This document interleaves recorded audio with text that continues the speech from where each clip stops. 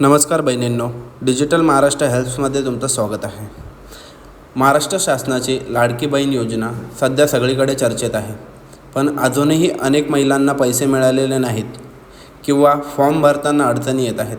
आजच्या या व्हिडिओमध्ये मी तुम्हाला सांगणार आहे 2026मधील नवीन नियम, आवश्यक कागदपत्रे आणि तुमचा अर्ज मंजूर झाला की नाही हे कसे तपासायचे याची एकदम सोपी माहिती देणार आहे. व्हिडिओ शेवटपर्यंत नक्की पहा.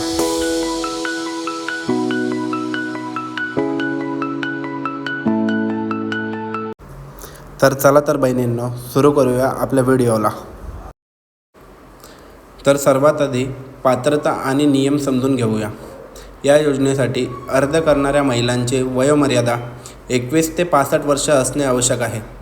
तसेच कुटुंबाचे वार्षिक उत्पन्न 2.5 लाखापेक्षा कमी असावे ही महत्त्वाची अट आहे. पण एक महत्त्वाची गोष्ट लक्षात ठेवा, जर तुमच्याकडे पिवळे रेशन कार्ड किंवा केशरी रेशन कार्ड असेल तर तुम्हाला वेगळा उत्पन्नाचा दाखला देण्याची गरज नाही. त्यामुळे अशा लाभार्थ्यांसाठी प्रोसेस अजूनही सोपी होते. आता आवश्यक कागदपत्रांबद्दल बोलायचं झालं तर अर्ज करताना आधार कार्ड असणे आवश्यक आहे आणि त्याला मोबाईल नंबर लिंक असणे खूप महत्त्वाचे आहे, कारण OTP व्हेरिफिकेशन त्यावर येतो. त्याचबरोबर बँक पासबुक लागते आणि DBT डायरेक्ट बेनिफिट ट्रान्सफर सक्रिय असणे आवश्यक आहे, जेणेकरून पैसे थेट खात्यात जमा होतील. याशिवाय रहिवासी दाखला किंवा रेशन कार्ड आणि एक हमीपत्र म्हणजेच सेल्फ डिक्लेरेशन देखील आवश्यक असते.